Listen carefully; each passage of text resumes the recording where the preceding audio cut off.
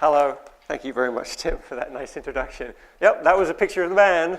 We're still together. We still play music. When I'm not doing physics. Today I'm going to talk about physics. Okay. So I'm going to talk about the physics of complex systems. So, as Tim mentioned, I'm a professor in the physics department and also in the Center of the Study of Complex Systems, which is a unit, an organization here at the University of Michigan. It's actually in this building, the high-rise part of this building, next door.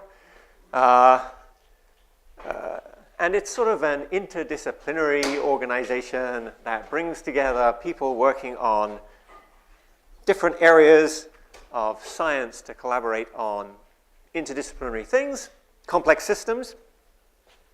So you might well be wondering, what is this complex systems thing? That sounds like kind of a broad term. Could describe a lot of things. A lot of things are complex systems. But when we're talking about science, complex systems has a technical meaning. So let's talk about what that is. What is a complex system? Complex system means, first of all, they're systems that are made up of many interacting parts. So examples might be atoms in a solid or a liquid or a gas. There are many atoms in the air in this room, molecules, and they're all moving around and banging into each other and interacting.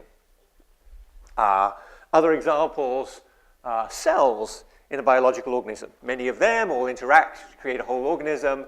People in a population, a society. Animals in animal populations. Computers on the internet. Cars going down the road. Trees in a forest. Companies in a market. These are all examples of complex systems of many interacting parts, but it's not just that. It's not just that they have interacting parts. It's also that, in order to qualify to be a complex system, something interesting has to happen when they interact, right? If they, you have lots of different parts and all they do is, what they would do on their own, then that's not very interesting. If I have a big bucket of marbles and I tip my bucket of marbles out on the ground, then I have a pile of marbles. Right, not very interesting. Complex systems are systems with many interacting parts that show what we call emergent behaviors, which is that their behavior is somehow, that they show some new behavior that you could only get because the parts are interacting. Okay? So the whole is more than just the sum of its parts. I'll give you some examples in a moment. This concept was famously discussed in a very influential paper in the 1970s by the Nobel laureate Phil Anderson called More is Different. It's a sort of play on words, how some people sometimes say less is more. If you're writing, sometimes you should use fewer words and it says more. If you're playing music, sometimes you should use fewer notes. So some people say less is more. Phil Anderson says more is different. If you have more parts of your system when you put them together, then something different happens. So let's look at some examples. A classic example is a condensed matter system, like a solid. You have a bunch of atoms and you put them together and they form a solid. So they're interacting, you have many parts, they're interacting, and they do something new. They have emergent behaviors. A classic emergent behavior of a solid is solidity itself, right? This thing is solid, right? There's no sense. So collections of molecules or atoms could be a solid or a liquid or a gas, but those terms are completely meaningless if you only have one atom or molecule, right? There's no sense in which one atom is a solid or a liquid or a gas. We can only talk about something being a solid once you have many of them, right? So that's an emergent property of a collection of atoms. Now, traditionally, in physics, we don't think of condensed matter as being a complex system, but that's really just a question of history. Physicists have been studying condensed matter for a lot longer than we've been studying complex systems. So condensed matter physics is its own thing with a long history that goes back for decades, hundreds of years, really. So we think of it as being a separate thing, but really, scientifically speaking, it is what we call a complex system. In fact, it's a great example of that. Many interacting parts giving rise to interesting new behaviors when you put them together. A fluid, like a gas or a liquid, is another example. Fluid flow, right? Water flowing in a stream or something like that. Something that you only have once you have many interacting molecules. The Navier-Stokes equations that describe fluid flow are fundamentally a result of having many interacting molecules. An ecosystem, right? An ecosystem is a good example of a complex system. It's many interacting organisms in an ecosystem. And an example of an emergent behavior in an ecosystem is evolution.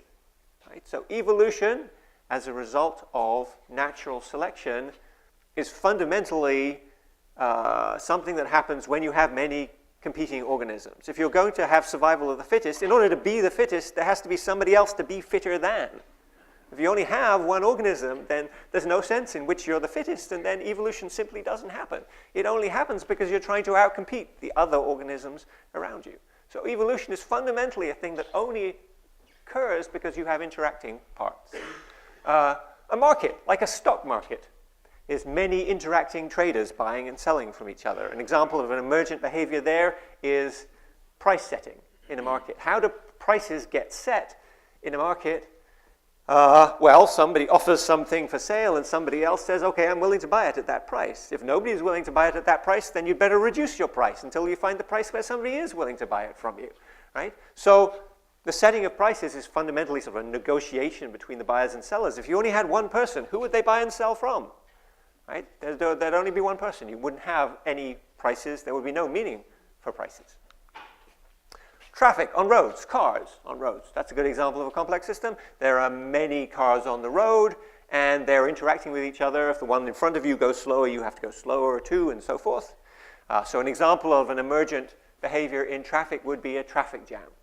Right? You can't have a traffic jam with one car. It doesn't work. You've got to have more than one car in order to have a traffic jam. So it's fundamentally something which only exists when you have many parts interacting. Okay, so you get the idea. This is what complex systems are in the technical sense. Systems with many interacting parts that show these emergent behaviors. So as a physicist, the way we study these things is well, there's various ways you can study them, but I'm a theoretical physicist. So the way I study them, which is a very typical thing for physicists to do, is I build models of these systems, which means mathematical models or computer models, and we'll see some examples in a moment. So an important first point that we need to talk about here is that the models that we build of these complex systems, there's a whole range of models that you can typically build from the simple to the complex.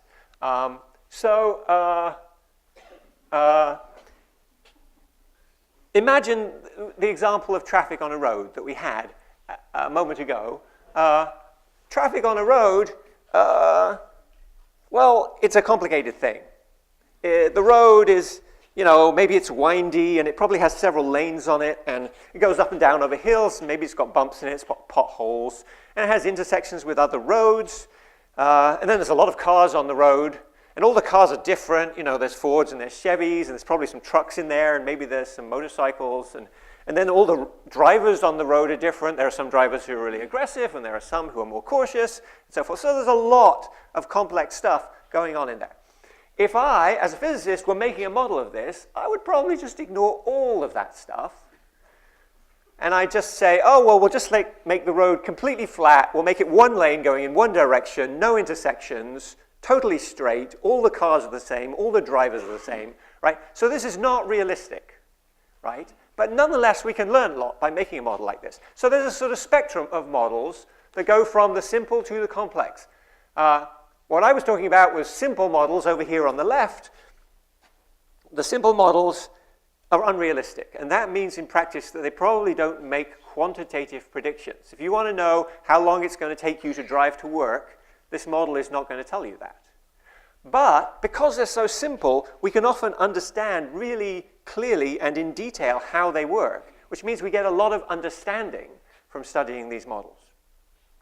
At the other end of the scale, so that's sort of, that's like the spherical cow, right? You've heard the legendary story about the mathematician who says, consider a spherical cow in a vacuum, in zero gravity.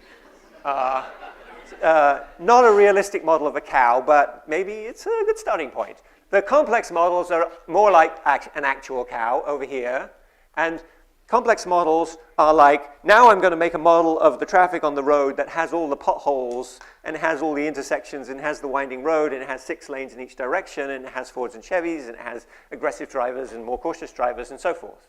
I can put all of that in the model, and if I do that, then I can make a model that has much more predictive power. I can maybe actually use this model to tell me how long my morning commute is going to be.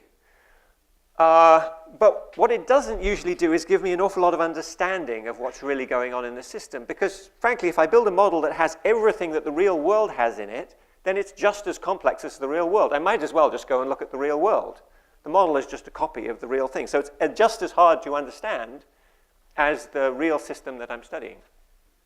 So both of these things are useful, and there are people that do both of these things. So simple models on the left here, that means models that are unrealistic in a sense, but give us good understanding. Complex models means good predictive power, but don't give us a lot of understanding. And there's a whole spectrum in between as well. So most of what I do is over here on the left-hand side, as you'll see, simple models. But I'll talk a bit about some of these complex ones as well. There's definitely people working on that as well. So we have this whole spectrum of these things, from the simple to the complex. An interesting thing, as a physicist working in this area, is something that I've had to get used to.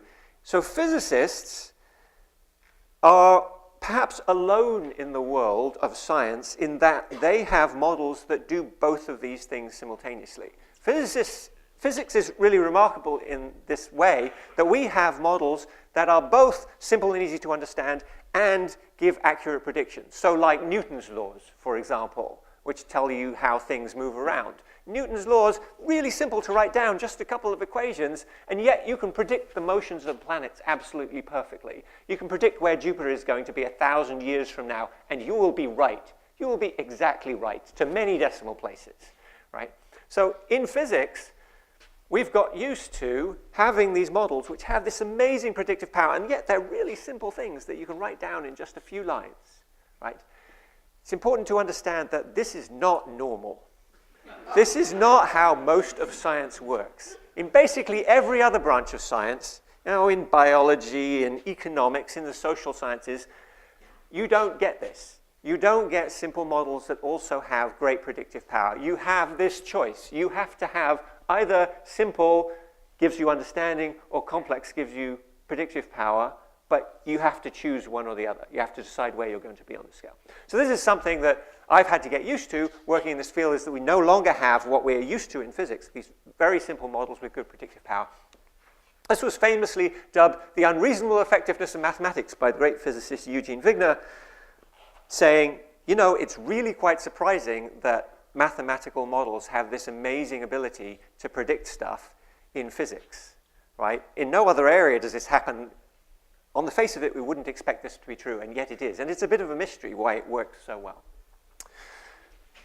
Okay, so let me give you an example of the kind of models that I'm talking about. So simplified models, not realistic. So I'm going to go back to that example of the traffic again and show you a famous model of traffic on a road called the Nagle-Schreckenberg model. It was invented in the 1990s, about 25 years ago, by Kai Nagel and Michael Schreckenberg, 2 German physicists. And it works like this. So you have a road. Here, I've drawn it here. This is what the road looks like. It's a one-lane road going in one direction. So there's one lane of traffic, and it's only going one way. And you break it up into boxes like that, drawn there. And the boxes can each box can either have a car in it or not have a car in it. So the red ones have cars in, and the empty ones are empty. And what happens in this model is just each car just hops.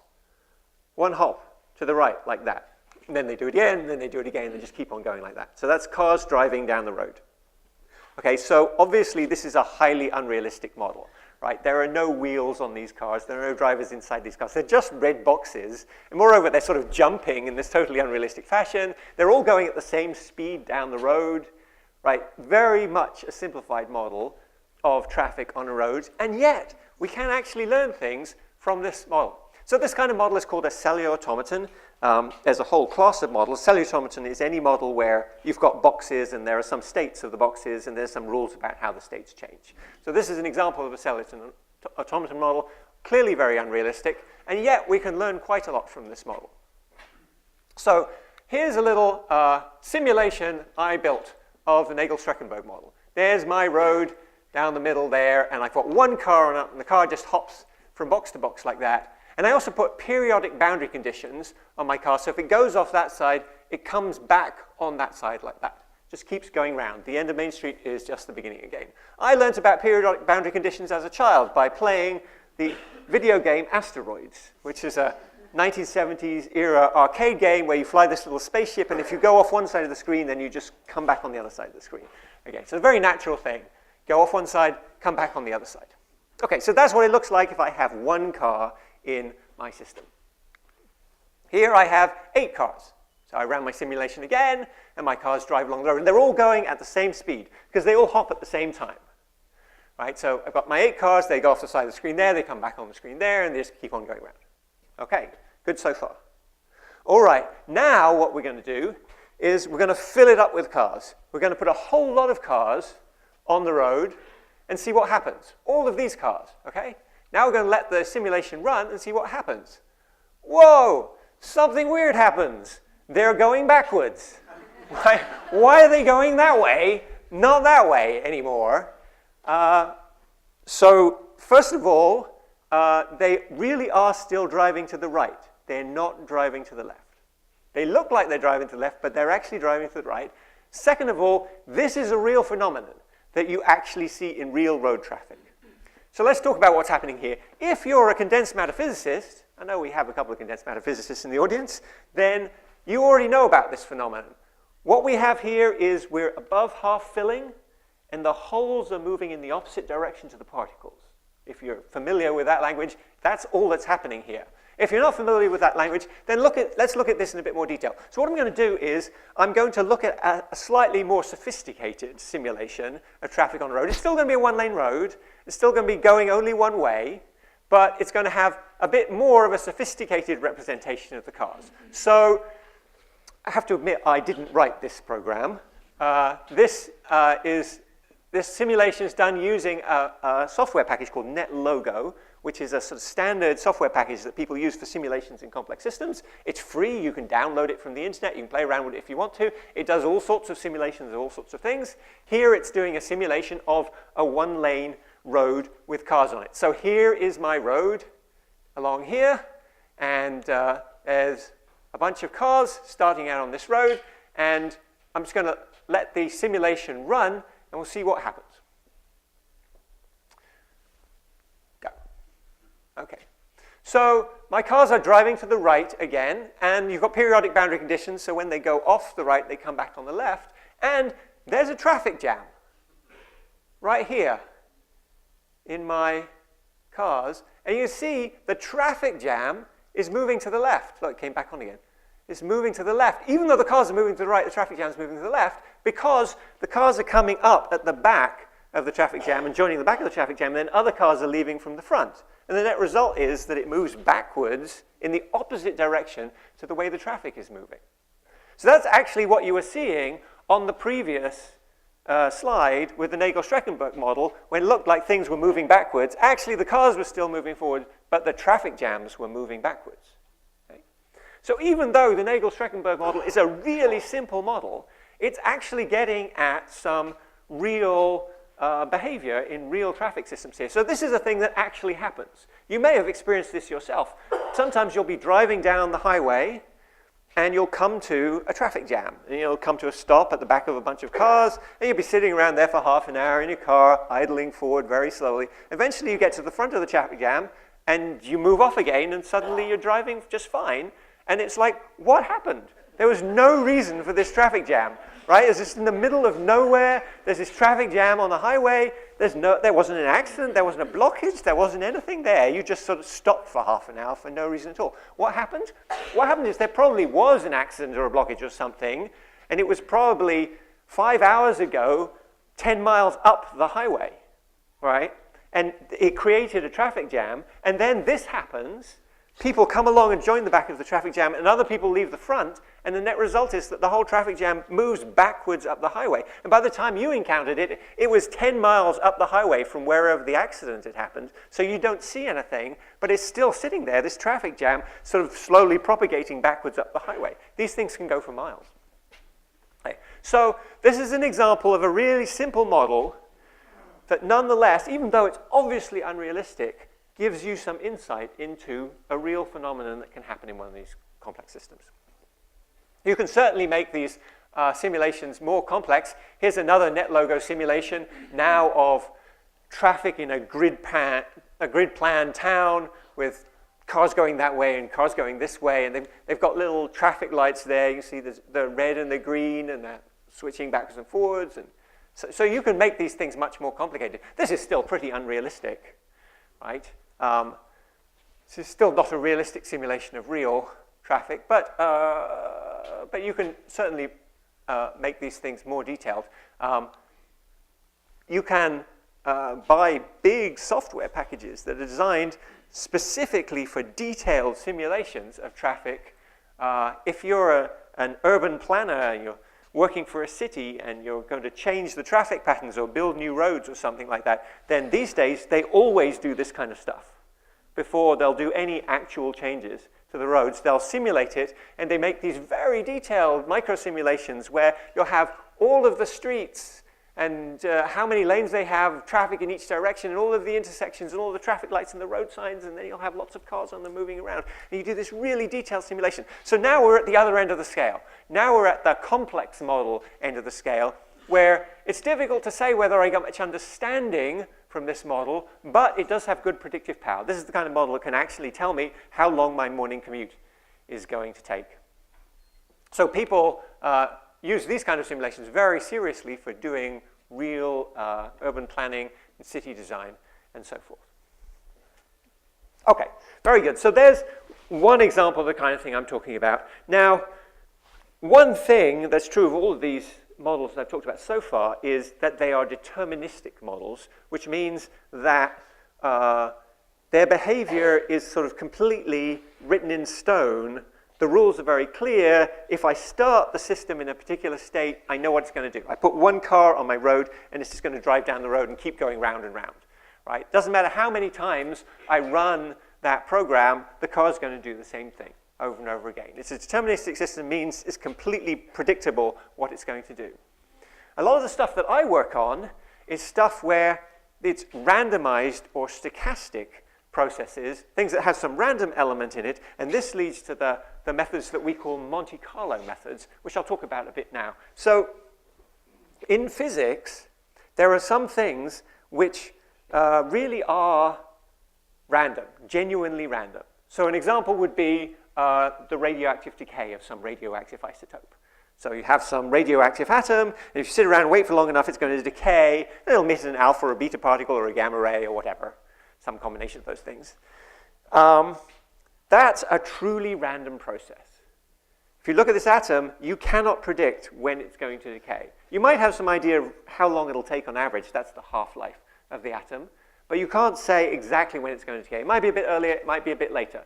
You cannot predict it. And it's known, in fact, that there is no experiment you can do, no theory you can concoct that will predict exactly when this particular atom will decay. It's a truly random, unpredictable thing.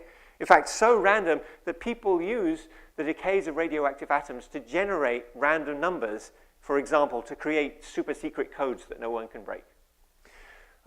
However, there are also processes in physics that look random to us, but they're not actually technically random.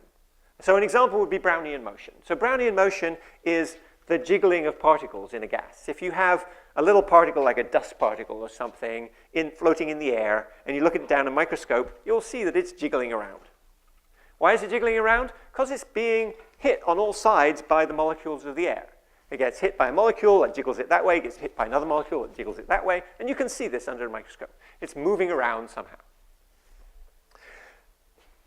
That's technically not actually a random process.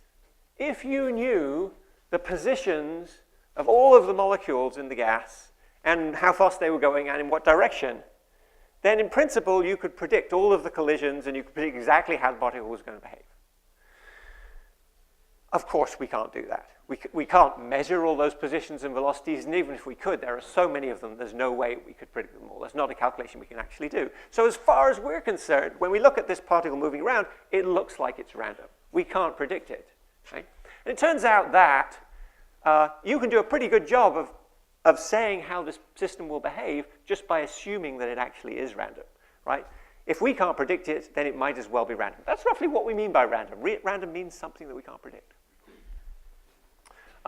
So this is the kind of thing I'm talking about. An example of this, an everyday example of this would be rolling a dice. Right? Rolling a dice is a perfectly Newtonian thing. Right? In principle, we can calculate the equations of motion and stuff, but it's so unpredictable that it might as well be random, and that's why we use it for generating random numbers. So let me give you an example of the kind of models that I'm talking about, these Monte Carlo methods. Here's a simple question. So if I have a dice and I roll it, how many times will I have to roll it before I get a 1? Answer to that question is pretty simple, 6 times on average. Right? Any particular time, it might be more or less than that. I might get a 1 the first time I roll it, or I might have to roll it 50 times before I get a 1, but on average I know it's going to take 6 times because there are 6 numbers on the dice. It's going to take 6 rolls before I get a 1. Right? That's obvious. Okay, so let me ask a more complicated question. How many times do I have to roll the dice before I get each of the numbers exactly once? Don't know. That's a harder question. Okay, well, so I can answer this by doing a Monte Carlo simulation. What I'm going to do is I'm going to write a computer program. And just to prove to you that this is not a very complicated thing to do, here is the actual computer program that I wrote. Right? Even if you don't know how to program a computer, you can understand this program pretty much. Well, I can explain what this is doing. This line here, S equals 1, 2, 3, 4, 5, 6, it creates a set. So a set is a thing like in mathematics, it's a collection of objects or numbers. So that says S is a set that contains the numbers 1, 2, 3, 4, 5, 6, which are the numbers on the dice. Okay? And then this bit, which starts with while, is a loop. The computer goes around this bit many times, and each time round, it generates a number n, which is in the range 1 to 6. So that's what that line there is doing. It's generating a number, a random number between 1 and 6. So it's imitating the roll of a dice. It's not actually rolling a dice, it's just imitating it. And then s.discard, that line there, that says throw out that number from the set. So if I roll a 1, throw the 1 out from the set. So I'm just going to see how long it takes me to throw all of the 6 numbers out of the set. If it's already been thrown out earlier, then nothing will happen. But if there's one still in the set, throw it out. Okay? And then just go around that loop over and over again, rolling a number and throwing the number out of the set, and you wait until all of the numbers are gone from the set, and then you stop and you print out how many times you rolled the dice. So it's a really very simple program, just 7 or 8 lines there. And I run this program. Here's me running it. It's called dice.py, and I ran it, and it printed out 14. So it's saying, oh, it took me 14 rolls of the dice to roll each number at least once. But it's a random process, right? It's not the same every time. So if I run the program again, here's me running it again. Second time it was 18. Then it was 11, then it was 16, then it was 19, then it was 8. Right? So different number every time, right? Because it's a random process. Well, what I can do is I can make a bar chart, a histogram, that shows how many times I had to roll the dice in order to get each number exactly once. So horizontal axis is how many times I had to roll the dice. Vertical axis is how many of these experiments I had to roll it that many times. So notice that the horizontal axis starts at 6. I have to roll the dice at least 6 times to get the numbers 1 to 6, right? So that's the minimum.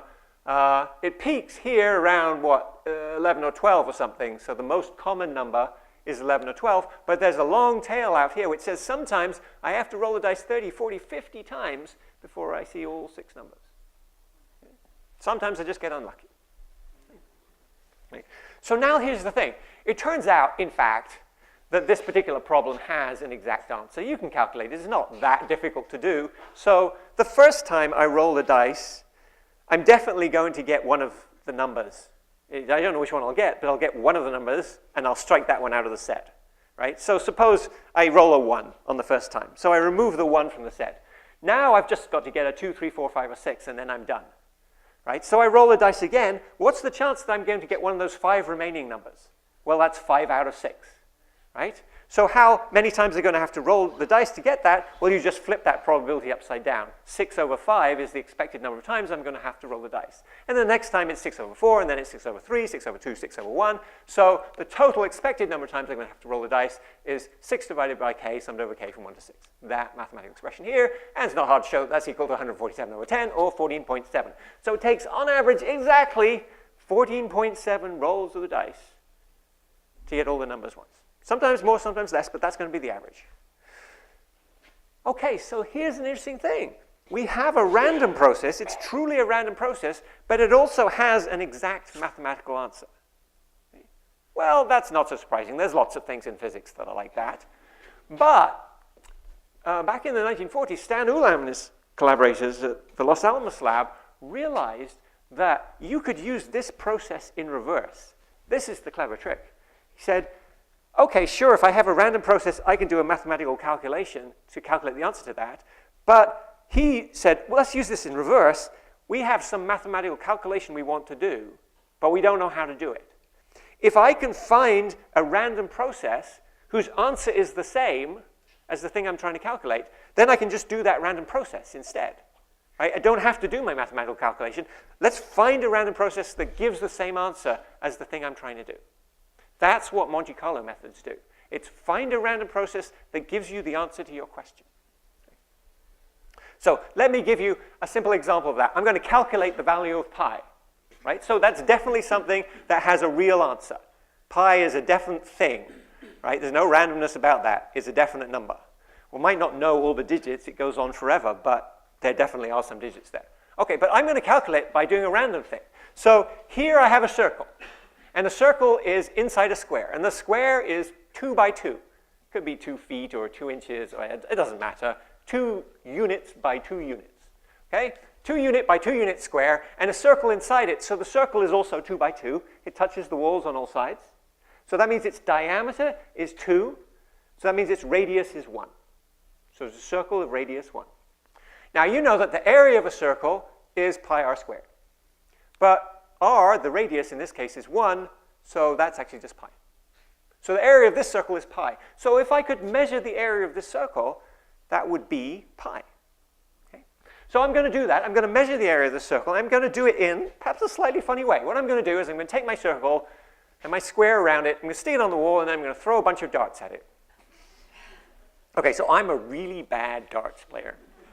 And that means that my darts are just going to land completely randomly anywhere on this piece of paper. Right? So some of them are going to land inside the circle, and some of them are not going to land inside the circle. What fraction of them are going to land inside the circle? Well, let's call that f. The fraction that land inside the circle is just equal to the area of the circle divided by the area of the square. If the circle occupies half of the space, then half of the darts are going to land in the circle. Right? So the fraction of darts that land in the circle is equal to the area of the circle divided by the area of the square. But we know the area of the circle is pi. We just wrote that down. And the area of the square is easy. It's 2 by 2, so that's 4. So that's just pi divided by 4. So the fraction of darts that land inside the circle is pi over 4. So all I have to do is calculate the fraction of darts that land inside the circle, multiply it by 4, and I get pi. That's my whole calculation. So, of course, I don't actually do this with actual darts, because that would be dangerous and slow.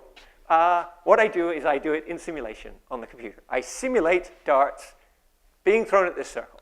So here's my program that does it. It's again really simple. I'm going to, n equals 1,000,000 says that's how many darts I'm going to do. I'm going to do 1,000,000 darts. So the great thing about computers is they're really fast. There's no problem doing 1,000,000 darts, right?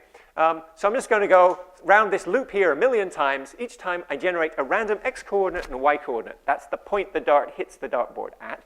And I ask, is that point inside the circle? That's what this line here is doing. If it is, count a hit. And then at the very end, I take the number of hits, I divide it by the total number of darts. That gives me my fraction f. I multiply that by 4. That gives me pi. I print it out. So again, really simple program. Run my program. It's called pi.py. I run it, and it says 3.140852. That's not bad. The actual value of pi is 3.14159, right? Dot, dot, dot, dot, dot. Right? So I've got the first 3 digits right, the 3.14. I got right. That's not bad. It's not perfect. Why not? Because it's a random process. You know, sometimes a few more darts are going to fall outside the circle, sometimes a few less. It's not going to be exactly correct, but I haven't done badly. I've got it to like 1 part in 1,000 there. Run it again, it gives me 3.141904. So still not perfect, but still pretty good. Not the same, because it's a random process. It's slightly different every time. And then I get 3.14 again, 3.14, blah, blah, blah, 3.1399 this time. Okay, but they're all basically the same answer. 3.14, it's telling me is the answer to pi. So I've calculated something that has an exact answer by doing a random process. Okay, so this is an example of a Monte Carlo method. This particular calculation, calculating the value of pi by throwing random things at a piece of paper, has actually, people have known how to do this for a long time. This goes back to way before the computer. Apparently, doing this, basically this experiment, not quite exactly the same thing, but it's a variant on this experiment called Buffon's needle experiment, which involves throwing needles at a piece of paper. Well, apparently this was a popular intellectual pastime for people in the late 19th century, calculating pi by throwing needles at a piece of paper. Apparently this was a thing you did before you had video games. There's a particularly famous example of this, an experiment done in 1901 by Mario Lazzarini, in which he dropped more than 3,000 needles on a piece of paper and used the positions, the hits and misses, to calculate value of pi accurate to 6 decimal places, which would be really impressive if it weren't for the fact that it seems almost certain that he faked his results. Later on, in the 90s, a statistician came along and he actually analyzed Lazzarini's numbers from his experiment, and he showed that the fluctuations in the numbers were not nearly big enough. So you saw that the answers here, they fluctuate. You don't get the same answer every time. And what he found was that Lazzarini's answers didn't fluctuate enough. Didn't fluctuate as much as you would expect them to based on the number of needles he dropped. And based on this, he concluded that, you know, there was a 1 in a million chance or something that he'd actually have gotten the results as good as he did. So it seems extremely likely that actually he faked his results. It's kind of sad. Oh well. Okay. So let me give you a couple of examples of calculations which we can do of random systems, so Monte Carlo style calculations we can do of random systems, complex systems type things. The first example I want to give you is something called diffusion limited aggregation, which is a growth process, a very simple model. It was invented by a professor here at the University of Michigan, Len Sander, professor in the physics department. Back in the 1980s, he invented this beautifully simple model. So what it is you have particles in this model are represented by these blue dots in this picture. And so a particle just sort of wanders around, kind of like that Brownian motion that we talked about before. It's sort of moving around at random like this. And if it meets another particle, then it sticks to it. It just sticks there, and then it doesn't move after that. It just sticks where it is. So what you have is you have some blob of particles like this in the middle, and you have another particle that's coming on the top there, and it's going to wander around until it sticks somewhere on the outside of the blob, and at that point it stops. After that, it never moves again. It just stays wherever it's stuck on the outside. And then another particle comes along and it wanders around and it sticks somewhere else, and you keep on doing this. That's it. That's the whole model. And you ask, well, what happens if I do this? You might think that what would happen would be, well, you just get some big blob. You just sort of grow slowly outwards. Particles stick here, particles stick here, particles stick here. They just stick at random points, and so you just get some big round blob growing in the middle of the screen. Amazingly, that is not what happens. Something much more interesting than that happens. So I wrote a program to do this one. It's a little bit more complicated than the other programs we saw, though it's still not that complicated. It's like 30 or 40 lines or something like that. Not going to go through it. I'm just going to show you what it does. You start off with one particle in the middle, and you start throwing in these particles, and they stick wherever they want to, and you get this. So to be clear, here I'm just showing where the particles stick. I'm not showing them wandering around before they stick, because that would take too long. I want this to, not take too long. So I'm just showing where they stick, and you get this beautiful pattern. Oh, also the colors are there just to make it look nice. They don't mean anything, right? So you get this beautiful pattern. You get these sort of filamentary things where it sort of grows out in these fronds from the starting point in the middle. What's going on here? Well, what's going on here is that for any particular particle that comes on, it's much easier for it to stick at the end of one of these fronds, here or here or here, than it is to stick somewhere here, right down in the middle. In order to get here in the middle, it would have to navigate its way down this fjord here to stick somewhere down here. And in doing that, it would have to be very careful not to bump into either of the sides of the fjord, because if it ever does, then it's just going to stick there, right? So it's really unlikely that it would just happen to go all the way down this fjord, get right into the middle, and then stick somewhere there. It's just not going to happen.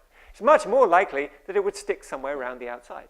Much easier for it to do that. So that's what it does. It has a much higher probability of sticking on the outside here than it does in the middle. So you end up getting these sort of beautiful filamentary things that sort of grow outwards from the middle. So this process, very simple though it is thought to be akin to growth processes that we see in biological systems. For instance, in corals, which grow by taking nutrients and minerals out of the water around them, but that's much easier for those nutrients and minerals to stick to the ends of the fronds than it is to get into the middle of the growing coral, and so they tend to end up with these filamentary shapes like this. Now these pictures here, they look like real corals, but actually they're not real corals. These pictures were themselves created by doing a more sophisticated version of the simulation that I just showed you with growing things on a computer. These were done by a Dutch physicist called Jaap Kandorp in the early 2000s, and they look really like real corals. This one here particularly looks like some real corals that I've seen.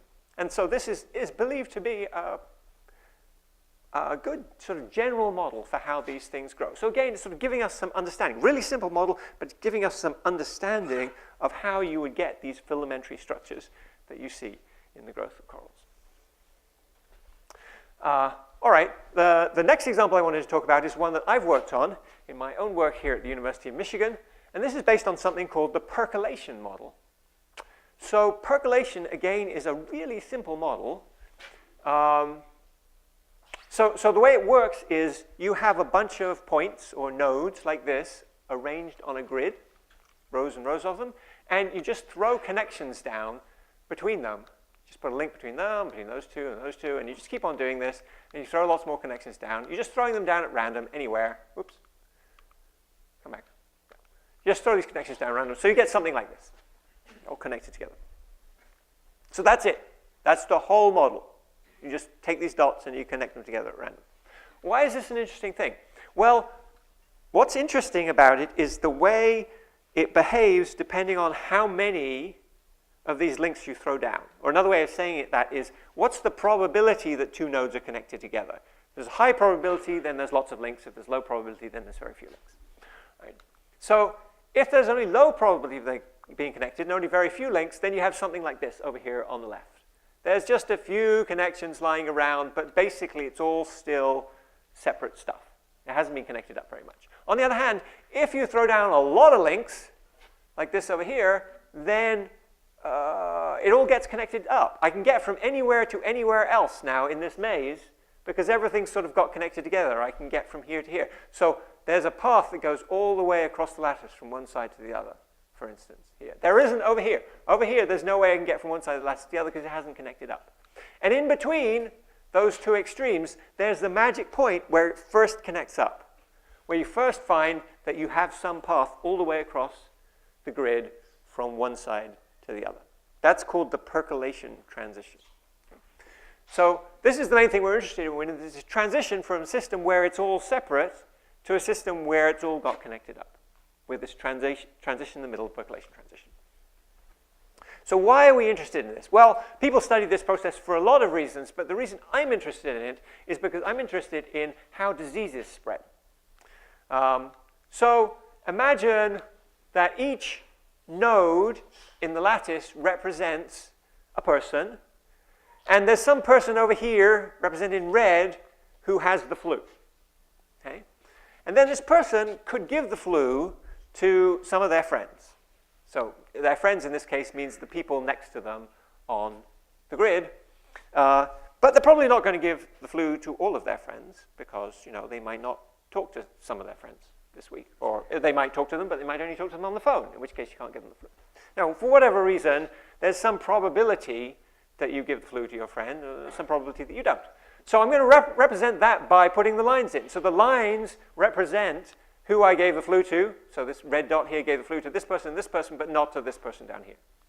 Okay? And then those people can pass it on to their friends and so forth. So it follows along the lines, and it's eventually going to get to all of these people here. That's what we call a percolation cluster. It's the clump of connected nodes that you can reach from wherever you started just by following the lines. Right? So the disease spreads to the percolation cluster in which it starts, and the probability of the lines, the probability of connections in the percolation model is equivalent to the probability that a person transmits the flu to another person. Right? So there is an exact mapping here. There is an exact equivalence between this percolation model and the spread of disease. The probability of connections between nodes in the percolation model becomes the probability of spreading the disease between two people, and a percolation cluster in the percolation model becomes an outbreak in the epidemiological sense. It's the collection of people that got the disease in this outbreak. So now, this business that we talked about on the previous transparency of this percolation transition becomes very important. If you're in this situation over here where it's not all connected up, and it doesn't matter where the disease starts, it's not going to go anywhere. Right? It can't spread because this isn't all connected up yet. If you're over here on the right and disease starts somewhere, it's going to spread all throughout the world. Right? Almost everybody's going to get the disease. And right at this intermediate stage, the point where it first connects up, that's the transition between the two regimes. One regime over here on the left, disease can't spread. Another regime over here on the right, disease can spread. And there's a transition in between them. Right? In the epidemiological language, that's called the epidemic threshold. But it's really exactly equivalent to the percolation threshold in the percolation model. These two models are really exactly equivalent to one another. So we can use what we know about this random model in physics to tell us about the spread of disease. Well, fair enough. This is not a very realistic representation of the actual population. Here, we don't actually live on a grid, right? We're not actually friends with the people to the left and the right of us and in front and behind. More like we're in some network like this. So the nodes represent the people, and there are connections, links representing who's friends with whom, and then some of those links I've shown in bold here. Those are the ones where the disease is being spread along that link. Right? So it's the same thing as before, except that now the connection is not a regular grid, it's some network of who's friends with whom. Right? And then the disease starts somewhere, and it only spreads along the bold links, and it goes wherever it's going to go, and it's reached this cluster of people, and those are the people who got the disease. So in actual fact, the way we represent disease is we're taking the network of who's in contact with whom, and then we're doing the percolation model on that network. So instead of doing it on a square grid, we're doing it on the network. So in order to understand how a disease spreads, we need to know what the structure of this network is that connects people together. So people have spent a lot of time working on that, trying to determine the structure of these networks. And this is one of the things that I do in my research. This is a picture from a study by my friend Valdis Krebs that was about the spread of TB, tuberculosis.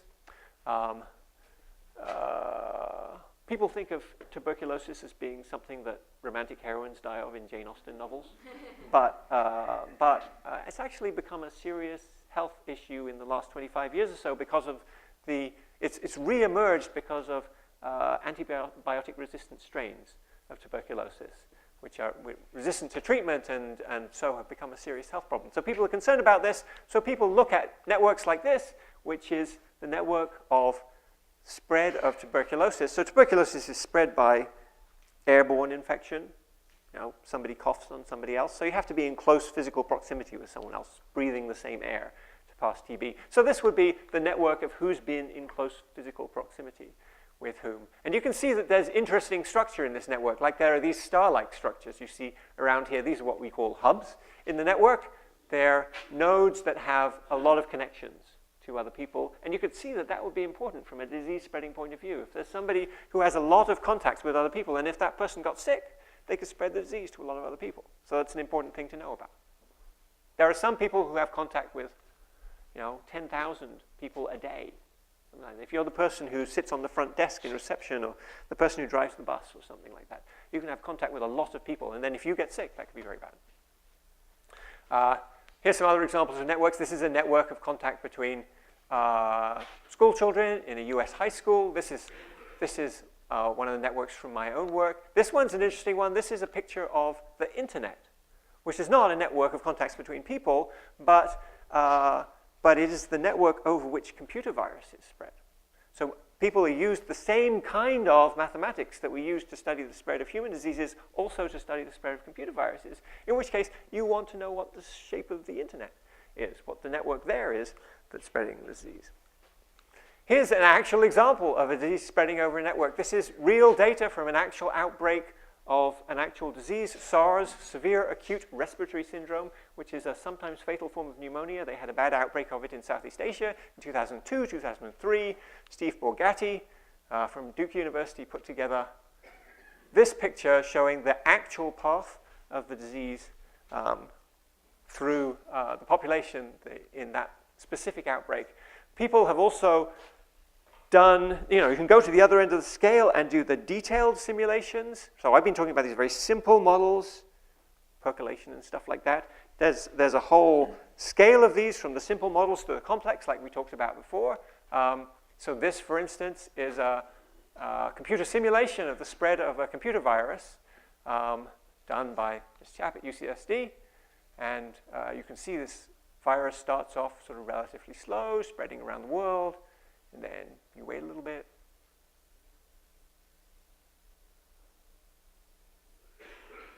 And suddenly it's everywhere.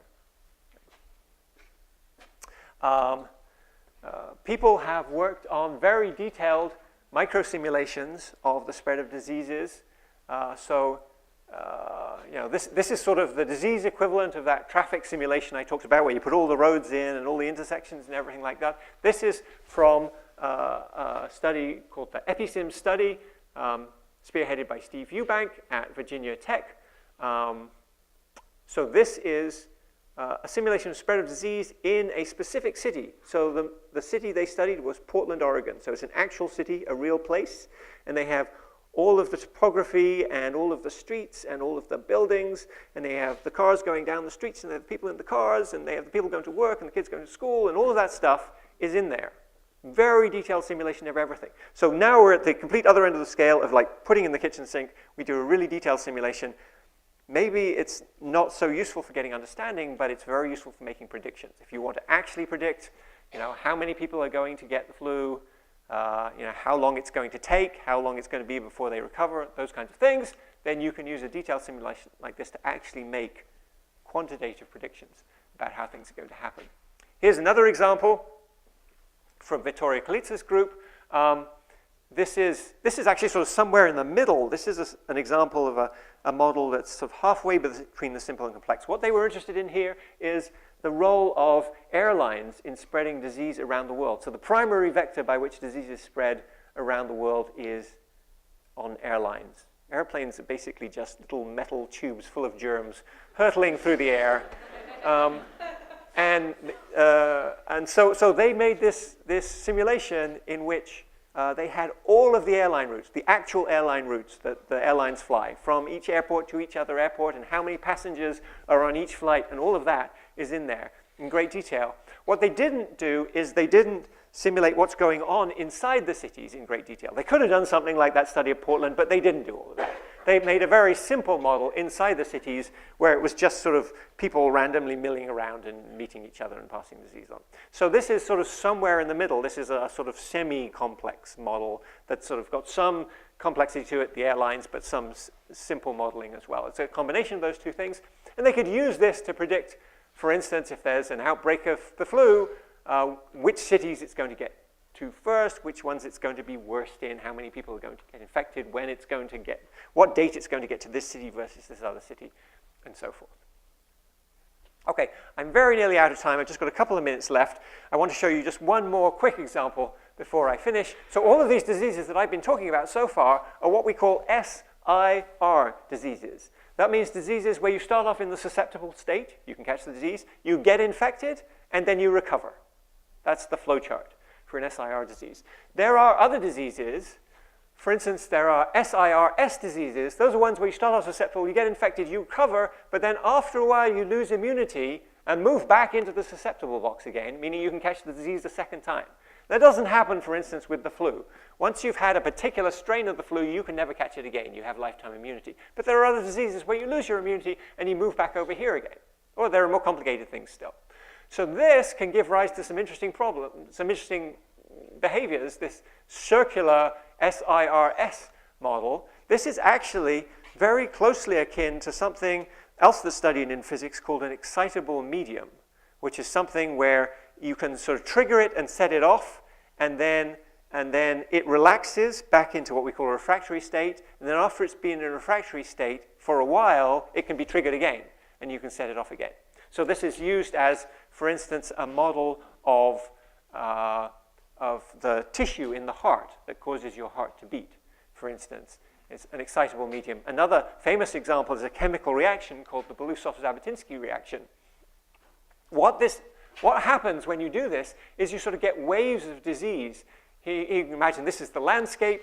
You've got a wave of disease here. Behind it, you're in this refractory state. This is people who've recovered and they can't get the disease. In front of it, this is people who are susceptible and they can get the disease. So that means the disease tends to move downwards in this picture into the area occupied by the currently susceptible people, leaving this refractory state behind it.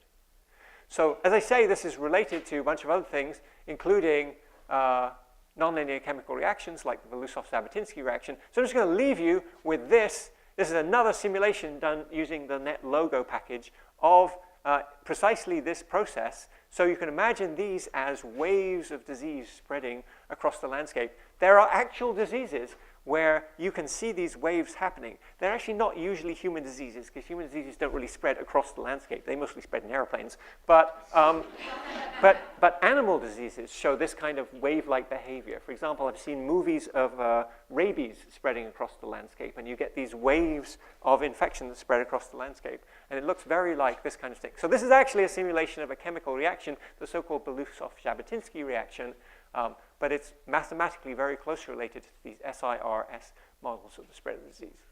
I'm just going to leave that running. I'm out of time, so I'm going to stop talking now. I hope that I've convinced you that physics has some interesting things to say about a whole range of these complex systems from various different areas of science. I'd be happy to answer questions if you have them, but for now, that's it. I'll stop talking. Thanks for your attention.